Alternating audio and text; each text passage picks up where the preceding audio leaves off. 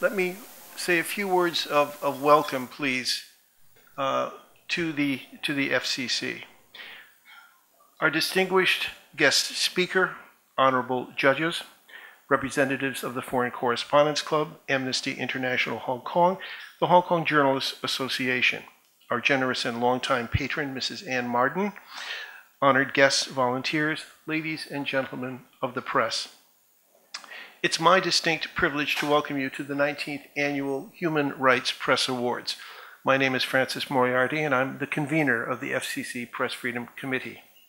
When we conceived these awards 20 years ago, we knew that we would have to award prizes to individual journalists because there would always be some news outlet or the other that for whatever reason would be reluctant or even decline to take part.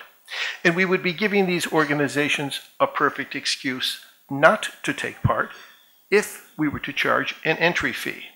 They would cite cost as a reason for denying their journalists the chance to be honored when the real reason might be something else. Most other press awards here and elsewhere do charge entry fees, ranging from $100 to £150 and more for each entry. But from the very start, entry to the Human Rights Press Awards has been free. We also realized at the beginning that the awards luncheon had to be free as well, and in a lovely venue that we were able to offer, not because we wanted to boost attendance by throwing a free lunch, but because we wanted these awards to be a serious honor, and anyone who is being truly honored should not have to pay for it. And we also did not want the awards event itself to be a barrier to taking part. Very importantly, we wanted journalists to feel that they were being honored. It's all part of encouraging journalists to do rights-related stories in spite of the dangers, and despite the many incentives for them to turn away their gaze, their cameras, and their microphones. We must have made the right decisions, because more than 1,700 journalists have entered this competition over the past 19 years. And the full house turnout at today's event means that we've easily served more than 2,000 meals, a tribute to all those who've taken part, and a point of considerable pride for the FCC's kitchen, banqueting, and front office staff, who deserve a round warm of applause. Of course, free lunches are not free. Strictly speaking, someone has to pay for them. The costs are borne variously in cash and in kind by the co-founding organizations. But every year the cost of running these awards and expanding them only increases. We are assisted in covering the cost by generous donations like those from Mrs. Marden. And I think, and I hope, we have something to show our appreciation for Mrs. Marden right now. And it's coming to her.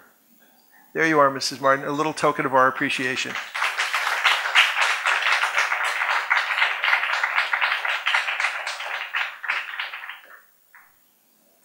In addition, we also have other unsung donors who do not wish their identities to be known, and we are equally grateful to them for their contributions. It's through their anonymous generosity that we have been able to fund 3 major expansions in this year's awards. The first is a cash prize for those submissions that, in the opinion of the judges, deserve special recognition in their respective categories. The second exciting feature is the addition of a new Student Human Rights Press Awards category. And the third new change has been the creation of an essay contest that has offered a recent graduate the opportunity to go to Italy and work in a journalistic environment covering a major film festival with travel and living expenses paid. These endeavors would not have been possible without the willingness of someone to reach into his pocket or into her pocketbook to underwrite the expense. Which brings me back to the importance of those plastic boxes. They're not only a device encouraging you to help defray the cost of this lunch, important as that is. They're also a symbol of our ongoing need for financial support to sustain these awards and to help them grow.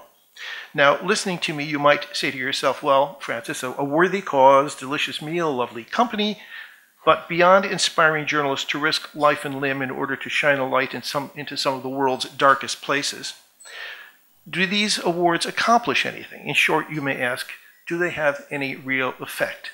It's a fair question. The answer is a resounding yes. By honoring journalists who do rights-related stories, we give them leverage. As one of our first awards recipients put it, now my editors can no longer tell me, don't do that story because nobody cares. Another story that was honored about the victims of landmines that were dropped on Southeast Asia during the Vietnam War, that story got a great deal of attention, and it generated $100,000 in donations to help fund the clearance of unexploded ordnance that still carpets the countryside. Jasper Becker, another winner, got a prize for his article documenting the man-made famine in China that claimed tens of millions of lives. That year, we were able to give a new laptop computer as a special prize, and Jasper used it to write his book, Hungry Ghosts, now a classic text that many of you will have read. The point is, the Human Rights Press Awards is far more than just a feel-good experience. They make a real difference to the lives of the victims of rights abuses, and they make a difference in the lives and careers of the reporters, whether cameras or words or cartoons, who document those abuses. I'm going to pause here and insert something. The effect on people's lives can be very direct. There are two people here today, Myrna Roblando and her daughter, Julia. Myrna was a speaker here a few years ago. Her husband was among those people killed at the massacre in Mindanao that no doubt many of you will remember. 70-odd people, 32 journalists, I think, among them her husband. Subsequent to that, Myrna and her daughter were given death threats. They fled to Hong Kong, and we've assisted them in every way that we can during that period of time. They applied for political asylum, and they are two of the few, very few people who have been able to receive that, and they are awaiting their reassignment to another country. So, practical effects, there are two right there. To keep up this work, we need the financial help of individuals, philanthropists, foundations, and others. What we cannot do is become commercial. So we must depend on you and upon those whom you know. To advance these awards to the next level and to stamp out some of the injustices that they spotlight, we need more resources. As Gandhi once said, what you do may not seem important, but it's very important that you do it. That's the meaning of those little plastic boxes. I now have the pleasure to invite to the podium the representatives of the three participating organizations. In turn, Jitendra Joshi, President of the FCC, followed by Venus Chang, Vice Chairperson of Amnesty International Hong Kong, and Shirley Yam, Executive Committee Member of the Hong Kong Journalists Associations. Jit?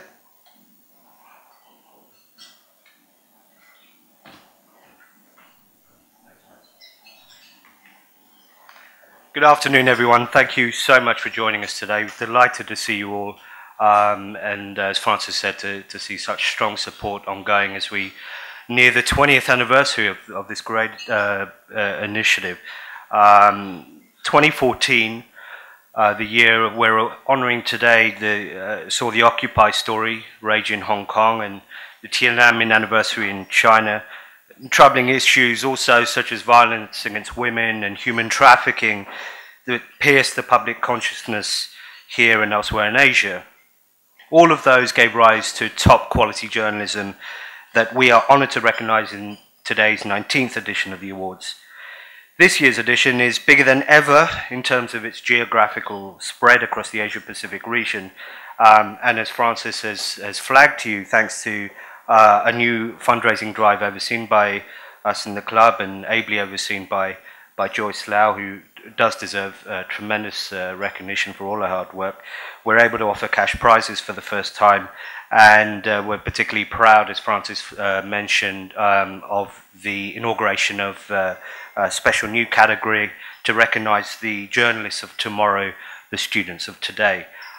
So thank you everyone for joining us, and thank you in particular to Kevin Lau for joining us. It's great to see you in such good form, and we very much look forward to hearing your thoughts later. Enjoy your lunch and enjoy the ceremony. Thank you.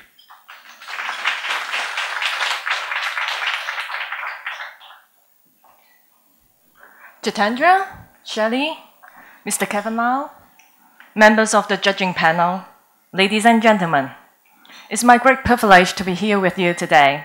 Amnesty International Hong Kong is delighted to co-host the 19th Human Rights Press Awards again. I believe you would agree that 2014 was an unforgettable year to us. It wasn't an easy year for defending the freedom of expression. Fortunately, we have professionals like you to capture all the critical moments and touching human stories, both in words and in images. During the Occupy protest, AI Hong Kong witnessed journalists reporting the truth despite all the kinds of difficulties. We monitored the situation on the ground.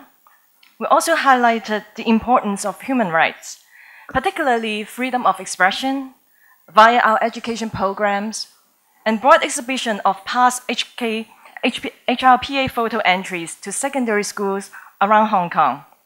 We are planning also to take the winning entries of this year to the community. As the award approaches its 20th anniversary next year, we'll continue to work with journalists together to protect the universal rights we all treasure. Lastly, congratulations to all prize and merit winners. Thank you.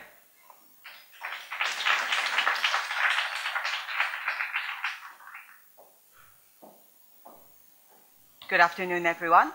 There is a Chinese saying, 唇亡齿寒. If the lips is gone, the teeth will die and wither. I hope you sort of get what I'm talking about. Without a free press, there is no one to tell you all the infringement on human rights. Without a free press, you will not have watched on your home TV the kicking and punching of a protester by 6 police officers. The problem is we are getting there. The journalists who reported the kick and punching were sidelined to the research desk. His and her colleagues have their bonus cut. Photographers were attacked and arrested. Stories were doctored. Captions were rewritten to mean the opposite. As Hong Kong and Beijing's political tension increase, the worst have yet to come. Now we should all stand up and stand firm, and salute to those among us who, by their unstaining effort, highlight the price paid by those who cared. Among them is Madame Gao Yu, who is now in jail for speaking up. And to Madame Gao Yu, our promise is we won't shut up. Thank you.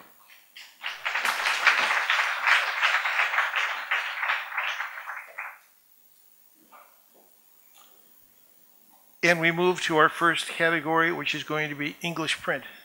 Armin, where are you? There she is. It is my privilege to be here once again and to read and view all the interesting stories that you submitted, and absolutely amazing to see the growing determination to bring stories of human rights abuses, sometimes at great personal risk, in the hope that those with power to redress the abuses will take notice and offer redressal. Now I'll go straight on to the awards. In the English news category, a merit goes to Didi Kirsten Tatlow for her story in New York Times. The report was When Calls for Revenge Overwhelmed China's Courts. For English Online, a merit goes to Patrick Bowler for his story Voices from Tiananmen. This was published on the SCMP online website. On the 25th anniversary of June 4, 1989, Patrick Bowler puts together personal accounts, interviews with eyewitnesses, former government officers and soldiers, and student leaders on their experiences during the spring of 1989. A merit also goes to Mr. Deb Price, Chester Young, and Sarah Schonhardt of the Wall Street Journal for their story, No Good Choices. Another merit in the English online category goes to Dennis Ruby, Lake Hunt, Shane Worrell for their story, Easy Prey, published by the Edge Review. There is a special commendation to the SCMP team for their 24/7 online coverage of Occupy Central. This coverage kept the readers and followers of the website abreast of what was happening at the various Occupy sites practically as soon as it happened. And some human rights activists have told us that they were not in Hong Kong at that time and they were grateful for the comprehensive coverage that they received overseas. A merit goes to Mr. Michael Davis for his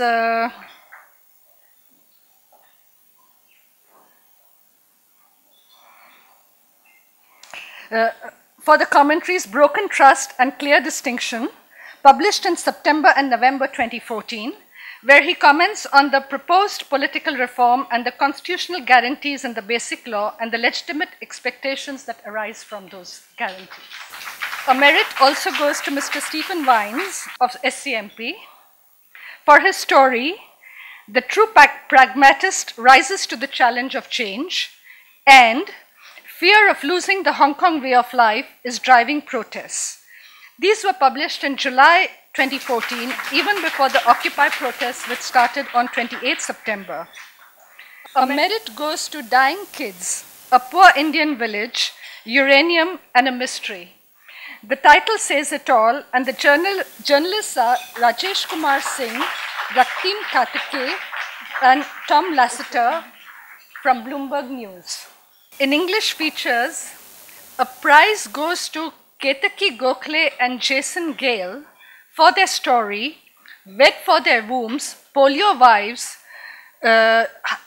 shows how India fails its weakest. And there was another story, Mother's Death Shows Bribes by India, the Worst G to Maternal Care. Once again, the titles say it all. Another prize goes to Mr. William Wan for his stories, Once a Cop, Now a Victim, and In China, A Fear of Newly Armed Police, published by the Washington Post. The first story is all the more poignant because it is about a former police officer who, as a police officer, arrested, beat, and transported petitioners to Beijing, back to their home provinces so that they do not embarrass provincial leaders. They are now the victims and at the receiving end of this treatment. Okay, Mr. William Wan is not here and nobody from Washington Post is here? No, okay. And in the English print, the grand prize, which is a cash prize, goes to Amy Savita Lefavre and Andrew Marshall of Reuters for their story, Exposing Asia's Brutal Slave Trade. This story is about the Bay of Bengal slave trade that commences in Bangladesh and the Rakhine state of Myanmar and ends in southern Thailand. Men, who are often victims of kidnapping, are held in brutal conditions and subject to starvation. The story also exposes how these transport networks are used to transport other nationalities, including Uyghurs escaping from Xinjiang region in China. 中文特寫嘅優異獎係智庫雜誌嘅黃思晴，題目係國際特獎環保攝影師盧廣傑污染真相鎮官場。另外一份中文特寫嘅優異獎係黃東亮、盧顯亮、唐傑、劉愛婷嘅剝削印傭權益系列。恭喜晒4位。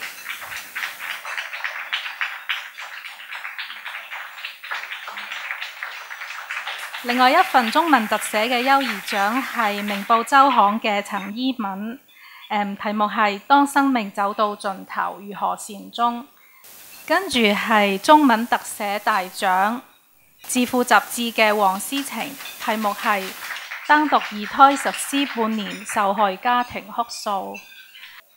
中文印刷傳媒金獎，得獎者係亞洲周刊嘅江硬南、周思聰，題目係浙江省查十字架風暴，書記夏寶龍對百萬基督徒。We're now going to start giving out our student prizes, which are new this year.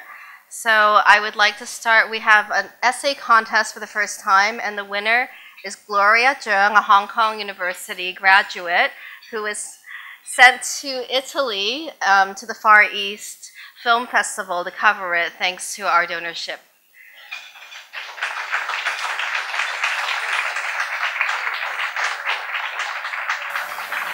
中文學界報道優異獎，係嚟自浸會大學嘅紀思清同埋莊禮傑，佢哋嘅報道題目係少數族裔支援大細超。中文學界報道大獎，得獎同學係香港中文大學大學線嘅同學黃正媛。報道嘅題目係當年學運骨幹回看來時路。中文學界報道金獎，得獎嘅同學係杜伊傑，嚟自香港大學。佢嘅報道係一定要有人站出來訪電擊同性戀維權者小鎮。刊登嘅媒體係南方週末。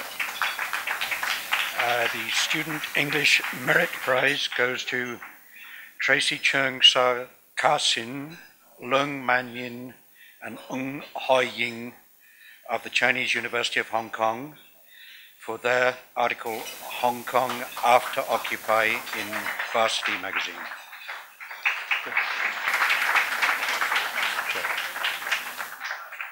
The Student English Prize goes to Wang Sheping of the University of Hong Kong for his article China's Homo Wives Are Becoming Unlikely Champions for Gay Rights, published in Quartz online newspaper.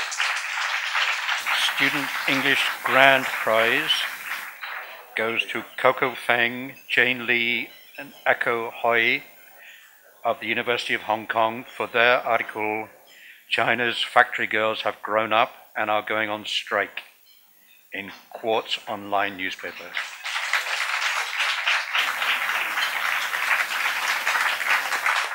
Student English Grand Prize goes to a team from the University of Hong Kong and MSNBC, Lucas Mesmer, Joyce Liu, Jane Lee, Amal Samash, Filippo Ortona, Cal Wong, Vanessa Ma, Vicky Wong, and Hiram Liu for their video on the umbrella movement, the epilogue.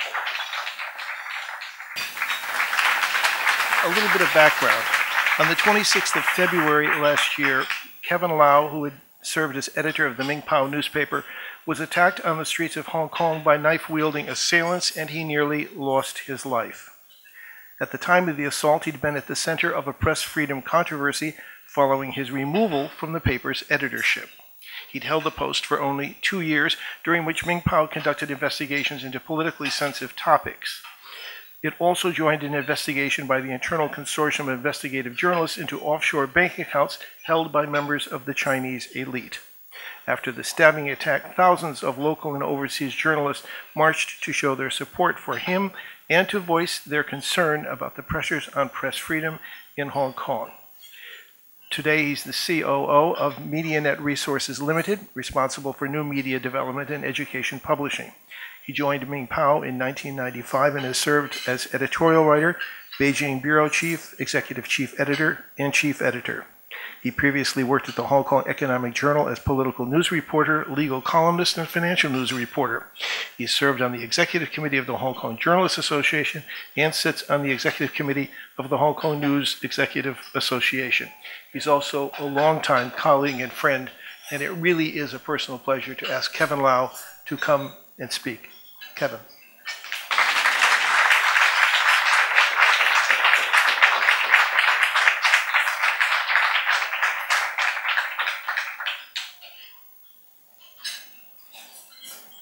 Dear guests and friends, in the past 2 years, people have frequently asked whether press freedom in Hong Kong was under threat. Now I think the answer is crystal clear. It is. In this sense, now is the worst time to be a journalist in Hong Kong. For those of you who still have any doubts about this, who still believe that the Hong Kong press still enjoys the same freedom that it used to have, let me ask you a few questions. How often do you see the proprietor of a highly popular newspaper coming out to admit publicly that mainland controlled corporations, including major banks and telecom companies, are withholding advertisements for political considerations? How often do you see the owner of a highly popular news website coming out to admit publicly that he was closing down his news operation for fear of political reprisal? How often do you see a commercial broadcaster shutting up a highly popular current affairs program host by suddenly terminating her contract? How often do you see 100 reporters, editors, and anchors of a major television station signing a joint public statement to criticize the news handling decision of their news controller? How often do you see a veteran journalist who had been the chief editor of an influential newspaper being brutally attacked with a chopper outside a public park in broad daylight? When these unbelievable things all happened within a time span of 12 to 15 months, do you think it is pure coincidence? For every single incident mentioned here, one might say that perhaps it was an isolated case, that perhaps it was not directly related to press freedom. However, when they came out one after another like dominoes, the effects on public perception and public confidence was debilitating. I have stayed in this field for over 25 years. I know the climate changes when I see the signs. This is not the first time.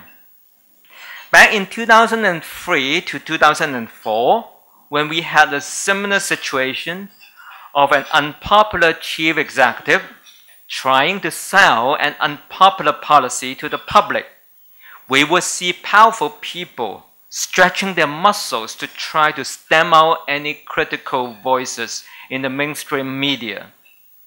Last time, the unpopular policy was national security legislation. This time, it is universal suffrage with a nomination screening mechanism. History is repeating itself. If you need more evidence to prove that press freedom in Hong Kong is really under threat, I would refer you to the numerous statements and reports published by the Hong Kong Journalists Association, the Foreign Correspondents Club, or other professional organizations. The alarm bell has been rung again and again. You may also look at findings of journalism professors at local universities on media self-censorship, which has gone up, and media credibility, which has gone down. The latest signal of this worrying trend is the government decision not to prosecute a criminal suspect who was alleged to have assaulted 2 television journalists performing their duty of reporting in a public gathering. The apparent reason was that the suspect and the actors were allowed to wear hats and masks, covering most of their faces in the identification parade, which rendered the victim's task of identifying the attacker impossible. Recently, I was asked by some young journalism students whether they should join the news profession in light of all these unfavorable developments. I told them all the inconvenient truths. The sad reality is that in many respects, now is probably the worst time to be a journalist in Hong Kong. But nonetheless, I advise them to go ahead and become journalists if they are really interested in news reporting.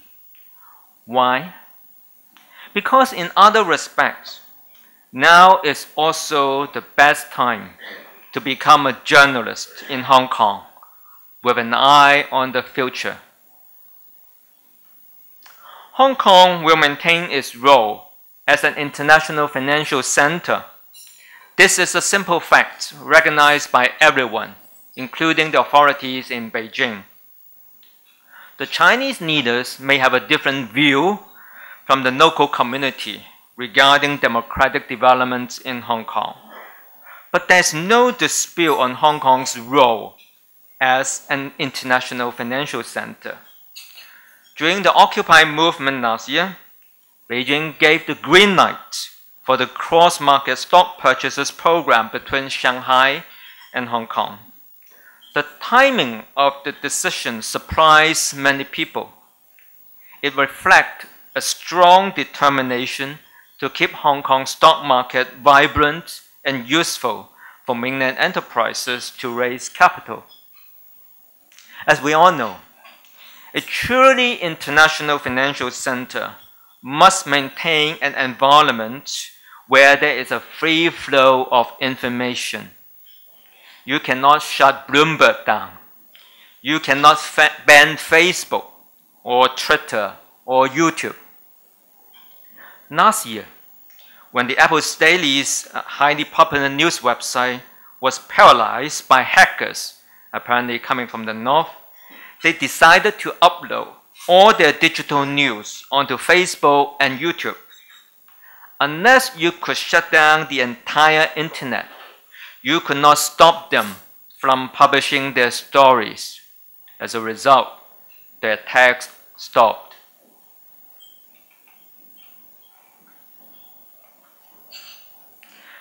Digital news is a totally new ballgame.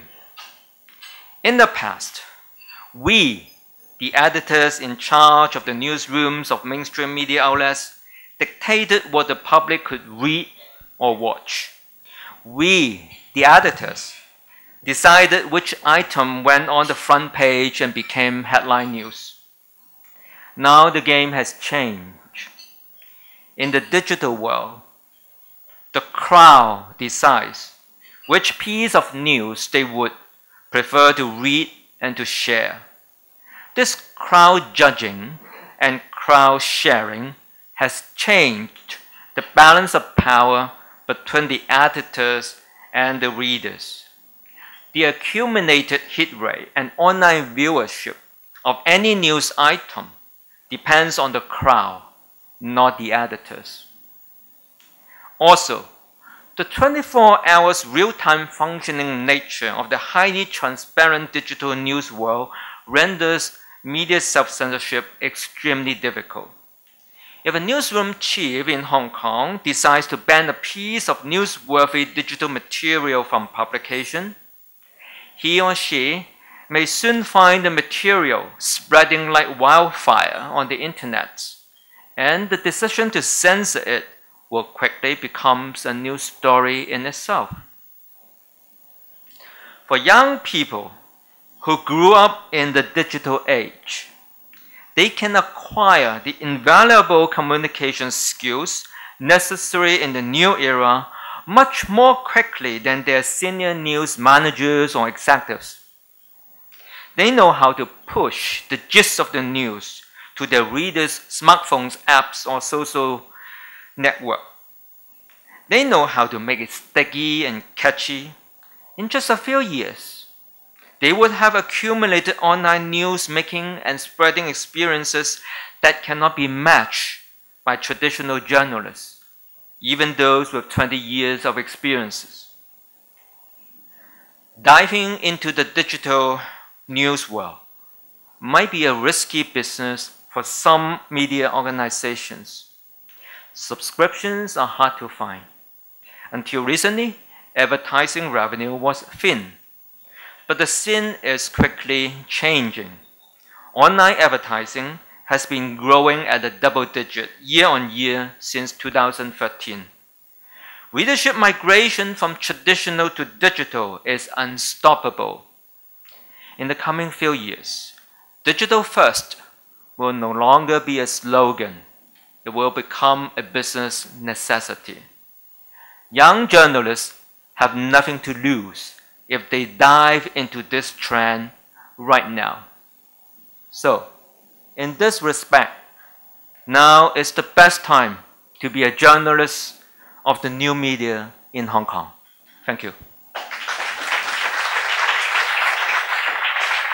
I think this week the trial is going to open up of people, of those alleged to be your attackers. No, in July. It'll be in July. All right. Do you have any hope that whatever is behind that attack upon you will be revealed? I'm a law graduate, Francis, and I teach media law. So I know the law and contempt of court, which forbids me from commenting on my own case before it goes to trial. But I can answer you this. As a Christian, I believe that in God's eternal judgment, justice will be done.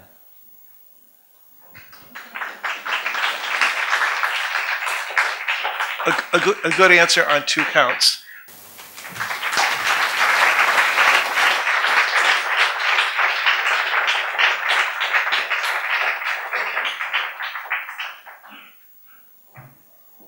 I would like to ask Angela Lee to come up and we can present the photography prizes. Angela is one of our longest standing judges. We're going to start with the Spot News Photography Merits. The first goes to Paul Zimmerman's Yellow Umbrella from South China Morning Post, Chen Hokkien. The Umbrella Man, Zom Alaris from Agence France Presse. Is AFP in the house?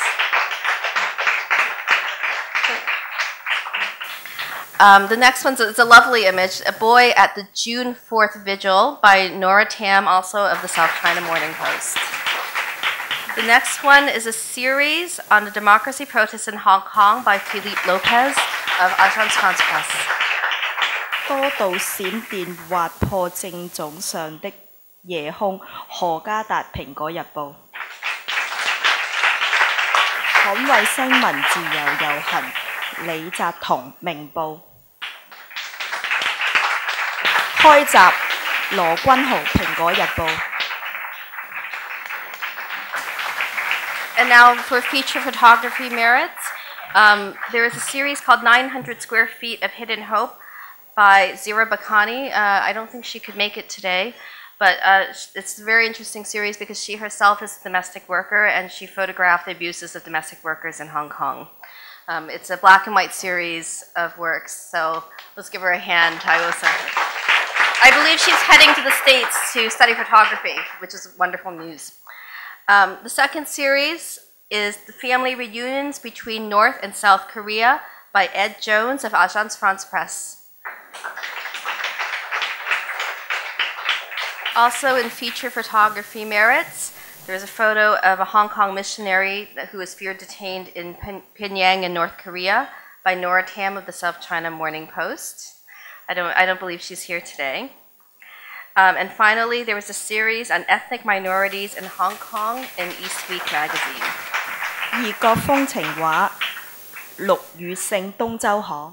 There is an image by Lam Yik-fei for Bloomberg News called Benny Tai Collapses. He caught the very moment that one of the leaders of the Occupy movement collapsed on the street. There's a lovely black and white image simply called Lion Rock by Robert Ng of the South China Morning Post. And if you really look, there's a tiny, tiny student with the graduation cap standing on top under the democracy banner. And again, for the first time this year, we have cash prizes. So the grand prize for photography goes to Alex Ogle of Agence France Presse for his series on Occupy Hong Kong.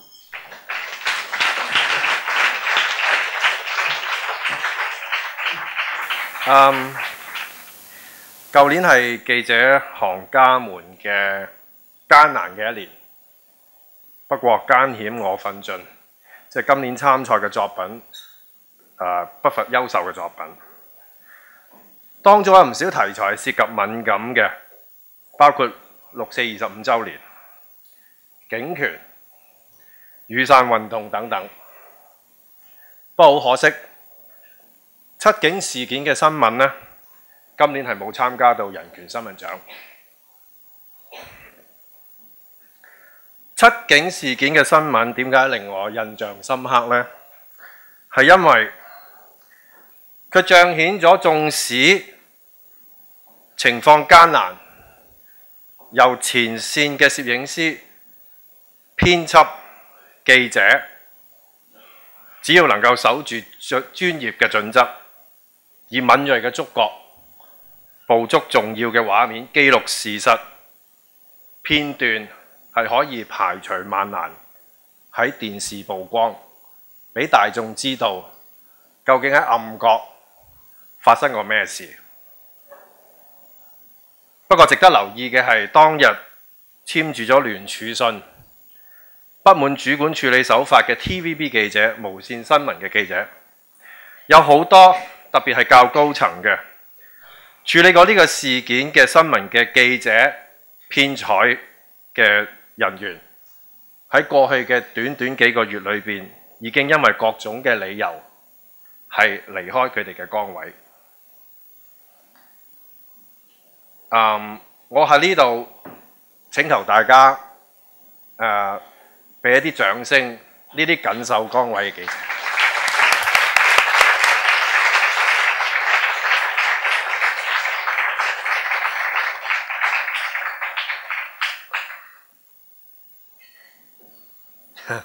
我估唔到會有呢位咁感動。人權新聞獎係對記者優秀報導嘅一個肯定，一個鼓勵。我希望呢啲獎係為行家添加動力，繼續持守專業，繼續做好新聞。我想同大家講，咁樣嘅香港先至係我哋熟悉嘅香港。多謝各位。中文電台報導優異獎，佔領故事系列報導，群龍無首抗爭音樂，鄭鴻禧，香港電台，都係優異獎。內地逾100人聲援佔領運動被捕，周文泰，香港電台。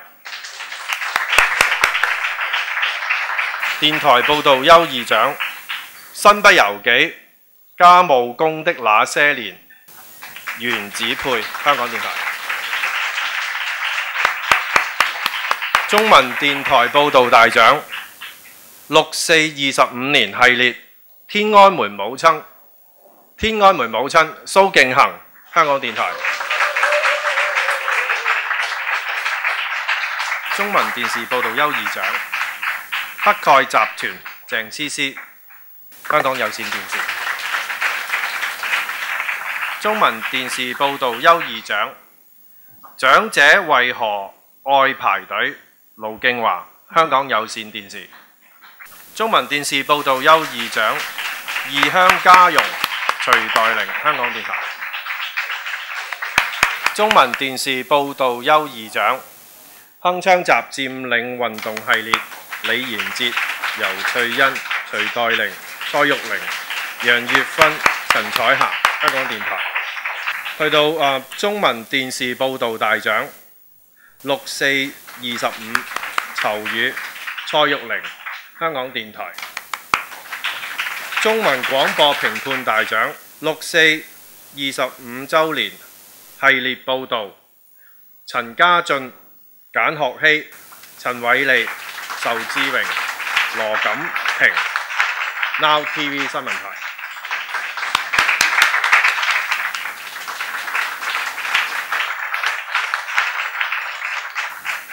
For English television, a merit goes to Lin Lee and James Leong of Al Jazeera for muzzling the messenger.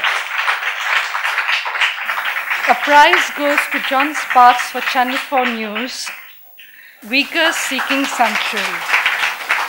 And the grand prize goes to Aaron Fernandez of Al Jazeera for War on Witches. This is a story about Papua New Guinea and how women are persecuted out there, and they're branded as witches and lynched in the name of exorcising witches, and the failure of police officers to protect the victims. This is also a story of human rights abuses by police on perpetrators of violence against the so-called witches when they decide to take some action. Somebody from Al Jazeera.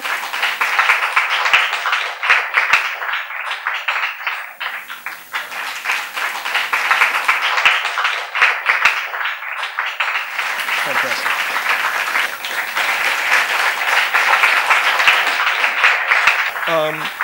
It was a little bit sad for me to see so many people couldn't make it today to pick up their awards. And it was also sad for me to see some organizations that have taken part in this event many times in the past be entirely present in order to receive the awards that they were eligible for and that they received.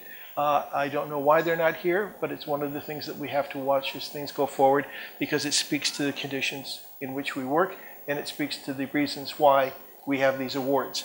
Please don't forget those little plastic boxes on your way out. They mean a lot.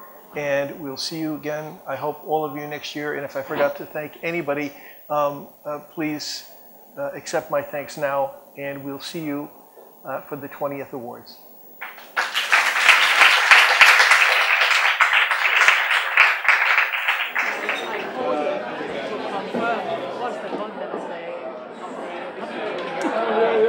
That was the translation, because the title of the op-ed was so obscure. Hey, Eric. I'm Eric.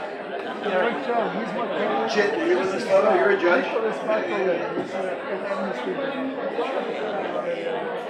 And Eric is our guy who teaches in critical programs at the clinical.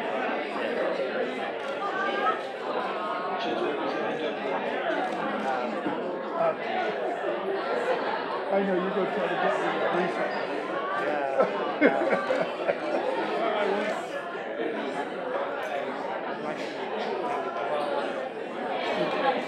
Okay.